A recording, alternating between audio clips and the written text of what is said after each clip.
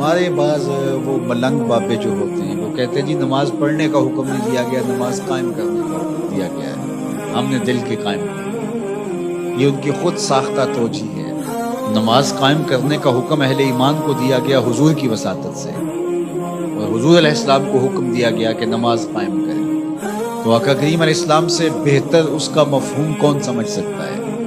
تو آقا کریم نے رکوع اور سجود والی نماز پڑھی اور قیام نماز کا عملی اظہار لوگوں کے سامنے رکھا۔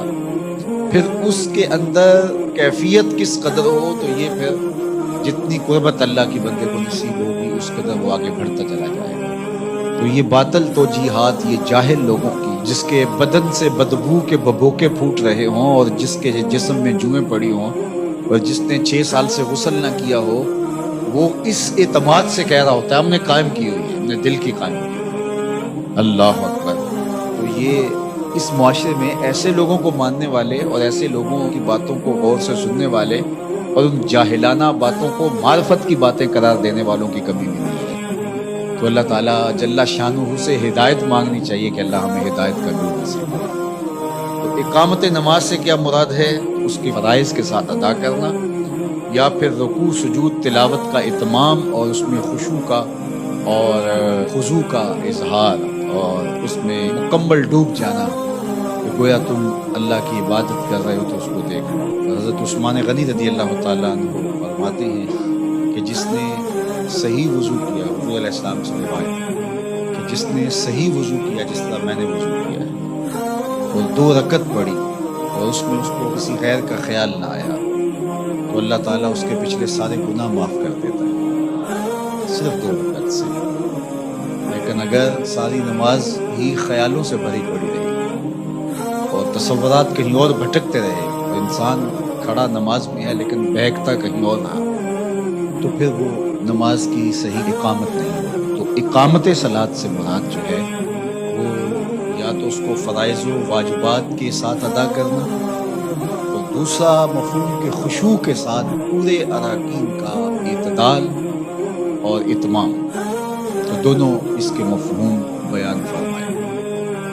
تو ظاہر ہے کہ ابتدا کے اندر تو کوشش ہوگی کہ فرائض واجبات پورے ہو جائیں، تو وہ خشوع اگر نہیں بھی حاصل ہو پایا تو پھر بھی کوشش جاری رکھنی چاہیے، نہ یہ کہ اب وہ تو کیفیت ہی نہیں نصیب ہو رہی تو میرا نماز پڑھنے کا کیا فائدہ۔ حضرت محدث کچوچوی علیہ رحمہ سے کسی مرید نے کہا حضرت نماز پڑھتا ہوں لیکن لطف نہیں آتا، مزہ نہیں آتا۔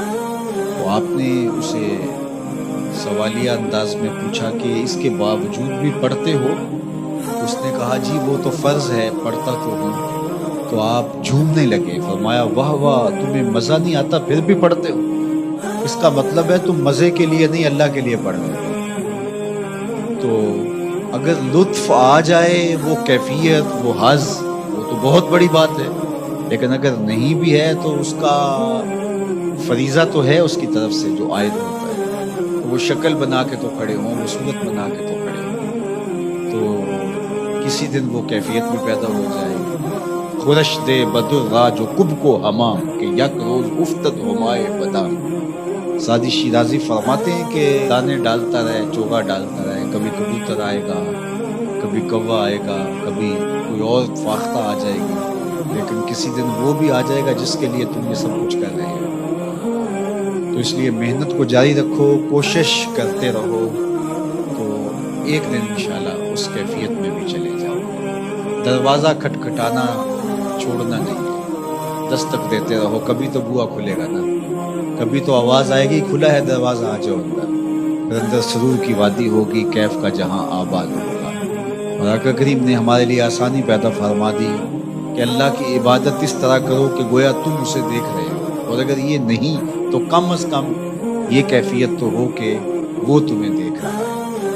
تو اپنی اپنی کیفیت ہوتی ہے، بعد نماز کو ترک نہیں کرنا، بھرپور کوشش ہو کہ خشوع و خضوع کے ساتھ نصیب ہو۔ تو نماز کی اقامت کا یہی مفہوم ہے۔